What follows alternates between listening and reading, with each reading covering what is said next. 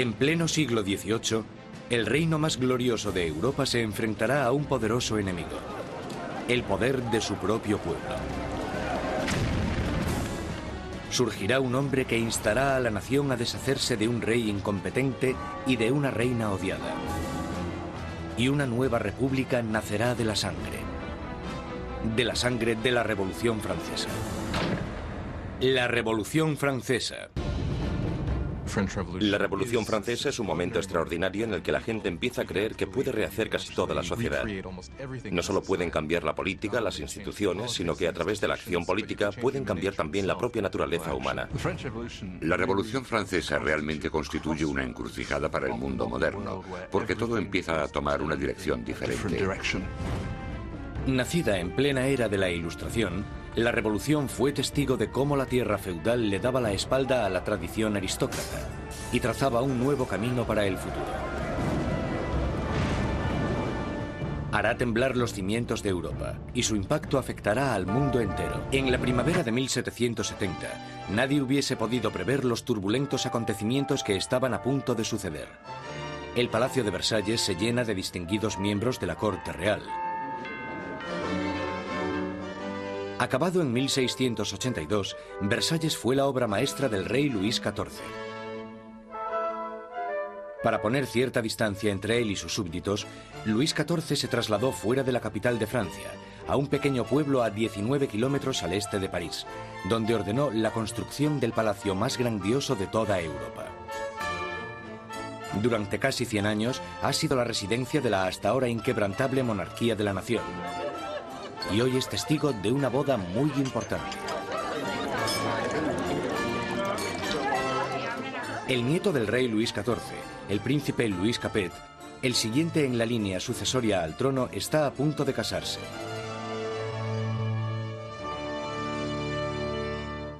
En su noche de bodas, con tan solo 15 años, Luis Capet es un chico tímido e indeciso, y posee pocas de las características propias de un futuro rey, y mucho menos de un marido.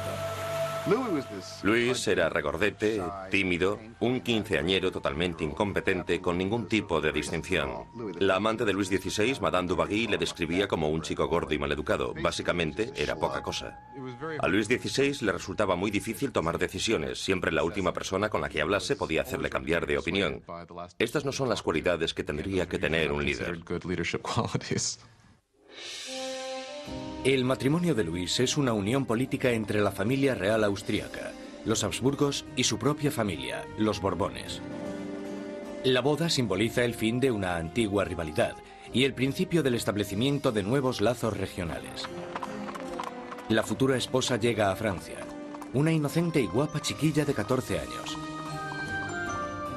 María Antonieta. María Antonieta es archiduquesa de Austria. Es la hija pequeña de la emperatriz María Teresa. Llega a Francia como parte de un acuerdo matrimonial con el que se produce una alteración de las alianzas debido a que por primera vez en la historia Francia y Austria se convierten en aliados más que en enemigos. María Antonieta llega a Francia como un símbolo político. Pero como a toda adolescente, no le interesan los asuntos políticos. María Antonieta llega a Versalles siendo muy joven. No sabía mucho del país en el que estaba, no conocía sus costumbres y a la corte. Era una niña fuerte, muy vivaz, pero seguía siendo una niña. En una ceremonia que simbólicamente asegura la concepción de un heredero, los cortesanos del rey presencian el momento en que la joven pareja se mete en la cama de matrimonio por primera vez. La gente está encantada y se crean grandes expectativas. Pero una vez cerradas las cortinas, se ve claramente que no será tan fácil engendrar un heredero. Luis no solo no estaba interesado en gobernar, Luis tampoco lo estaba en amar. Y las primeras noches no le hizo mucho caso a su mujer, ni por extensión a su matrimonio. Pasarán años antes de que se produzca la consumación del matrimonio. La ausencia de un heredero pronto hará que surjan rumores en todo el país que continuarán persiguiendo a la pareja en los años venideros. La gran fiesta de la boda continúa durante varios días en Versalles, pero más allá de las puertas de palacio no hay casi ningún motivo de celebración. Años de mala administración por parte de la monarquía han llevado a los franceses a pasar penurias y hambre. Casi una década antes, el rey Luis XV había perdido una guerra de 7 años, luchando contra Inglaterra por América del Norte. El desafortunado conflicto casi arruina a Francia, dejándola sin dinero y sin prestigio. Las arcas del Estado estaban casi vacías. Sin embargo, su población aumentaba día tras día. Con enfermedades como la peste totalmente erradicadas, pocos morían, pero muchos pasaban hambre. En el siglo XVIII, la población de Francia aumentó de 20 a 26 millones, tras haber crecido solo 1 millón en los 2 siglos anteriores. Esto causó una gran tensión generalizada y un nerviosismo en la gente. 4 años después de la boda real, el abuelo del príncipe Luis pierde su última batalla, contra la viruela. Muere Luis XV, un rey derrotado e impopular, dejando atrás a un país al borde del caos. En una espléndida ceremonia, el joven príncipe Luis hereda el trono y es coronado como Luis XVI. A pesar de la grandeza de su coronación, Luis XVI es totalmente consciente de que no está en absoluto preparado para ejercer de rey. Para ver aplicadas las ideas de la Ilustración, solo había que echar un vistazo al otro lado del Atlántico, donde los americanos luchaban por independizarse del antiguo enemigo de Francia, Inglaterra. El joven rey Luis quiere vengarse de las derrotas de su abuelo en la guerra y ve su oportunidad en la guerra de la independencia americana. Luis confía a la causa un total de 2.000 millones de libras, lo suficiente para alimentar y dar cobijo a 7 millones de ciudadanos franceses durante un año. La inversión marcará el inicio de un colapso económico en Francia. América lleva a Francia a la bancarrota porque para luchar en esta guerra, los franceses tienen que recaudar una enorme cantidad de dinero. Esto lleva a la monarquía francesa a endeudarse para poder luchar en la guerra de la independencia americana. Y es un elemento crucial en la situación financiera de la monarquía francesa. Mientras Luis XVI manda dinero y tropas al otro lado del Atlántico, María Antonieta se ocupa de generar sus propias deudas. La vida en Versalles es una interminable rutina de rituales arcaicos y formalismos. Hay ceremonias para cuando el rey y la reina se levantan, para cuando se visten, para cuando comen, para cuando se van a la cama. Para entretenerse en medio de la monotonía de estos rituales, María Antonieta preside extravagantes desfiles de moda. María estaba obsesionada con una moda ridícula, sobre todo con esos recogidos tipo torre de varios centímetros de altura y que llevaban horas y horas de elaboración y en los que metían todo tipo de ornamentos y frutas. A muchos les parecían una obscenidad. Acabaron representando todos los problemas de ella, de Versalles y a esa cultura.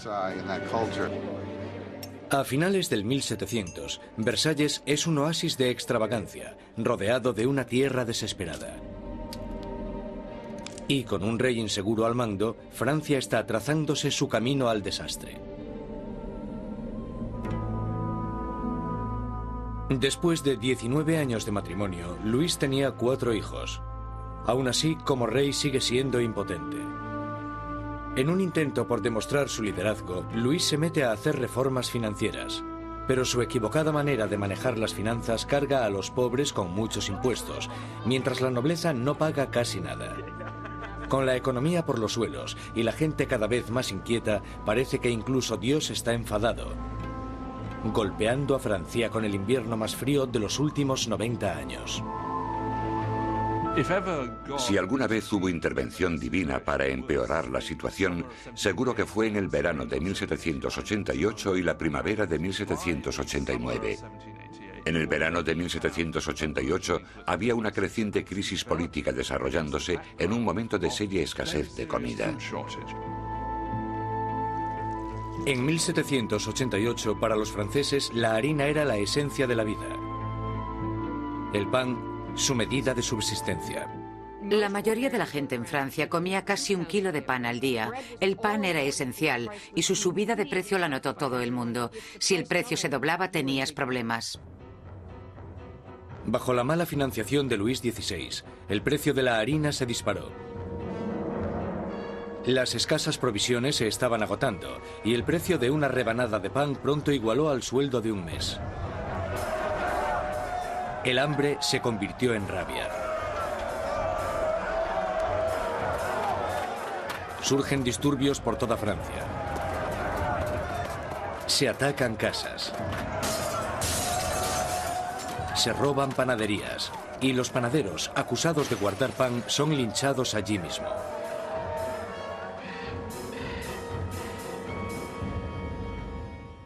Con la economía destrozada, los bancos fuerzan a Luis XVI a contratar a un ministro de Economía, Jacques Necker.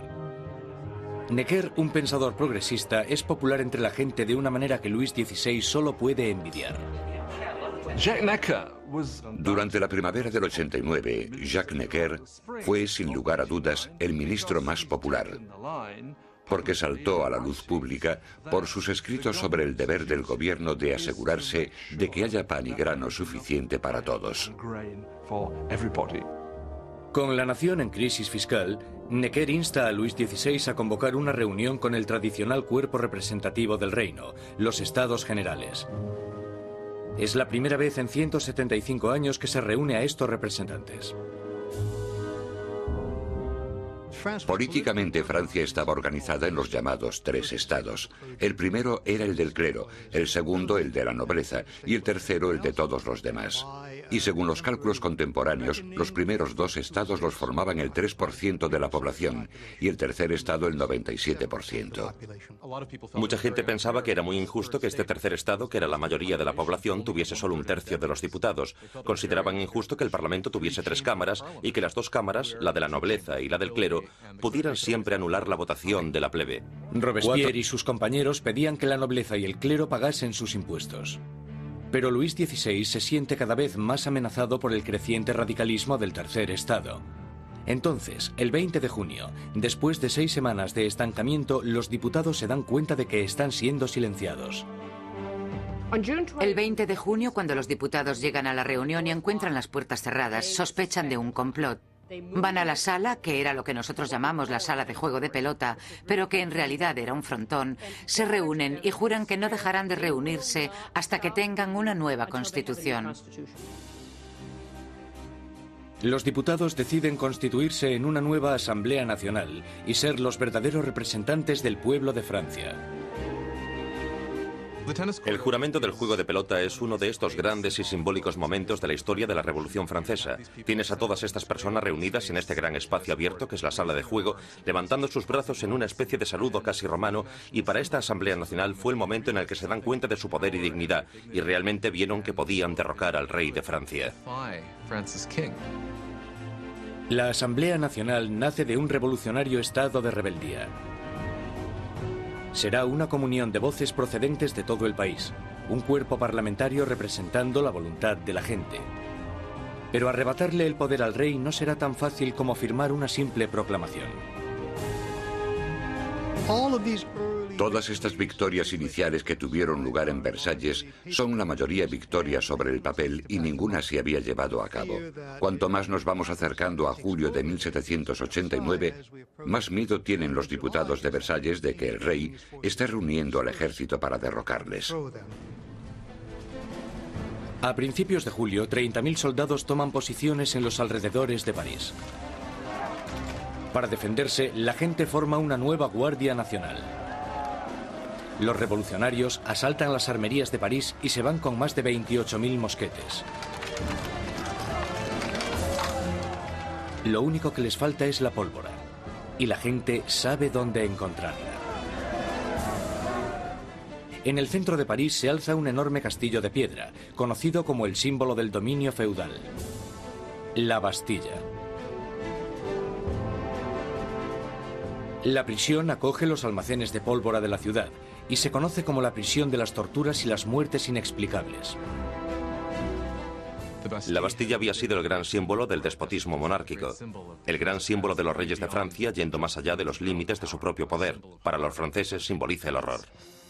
En medio de las revueltas se produce un sorprendente escándalo. Luis XVI despide a su ministro de Economía, el apreciado Jacques Necker, por portarse demasiado bien con el pueblo.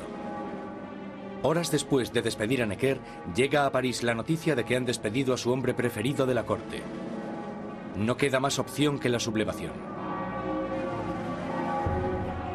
El 14 de julio, multitud de gente se reúne identificándose entre sí con un pequeño emblema. Rojo y azul son los colores de París, separados por el blanco, el color de la Casa de los Borbones. El tricolor ha nacido. De entre la multitud exaltada, una voz grita: ¡A la Bastilla! Con el ataque a la Bastilla, la gente de París está diciendo: no te podrás librar de una nueva Asamblea Nacional. La gente está tomando cartas en el asunto, está cogiendo las armas y diciendo: estamos del lado de la revolución. Cuando el director de la Bastilla, Bernard Delaunay, se entera de que una gran multitud se está aproximando a la prisión, intenta cerrarla. Monta una defensa desesperada, pero los revolucionarios asaltan la fortaleza y arremeten contra los guardas con cuchillos y lanzas. Finalmente, el director Delaunay se rinde, pero la multitud enfurecida le agarra arrastrándole por las calles. Le abuchean, le dan patadas y le golpean hasta que grita: «¡Dejadme morir!». La multitud entusiasmada accede con mucho gusto a su petición. Le apuñalan, le disparan y nace una revolucionaria tradición. Su cabeza decapitada desfila por las calles clavada en una lanza. Los diputados de la Asamblea Nacional no condenan inmediatamente este acto de violencia. De hecho, lo aceptan. Y fue esta aceptación de la violencia política lo que, bajo el punto de vista de algunas personas, creó una forma de conducta que tendrá consecuencias catastróficas para el desarrollo de la revolución. Con el humo aún levantándose de la Bastilla, Luis XVI vuelve de su viaje de caza. Debajo de la fecha del 14 de julio de 1879 escribe: «Nada», refiriéndose a su desafortunada caza. Un asesor le interrumpe con las noticias de los disturbios y la caída de la Bastilla. Luis XVI le pregunta: ¿es una revuelta? «No, señor», responde. «Es una revolución».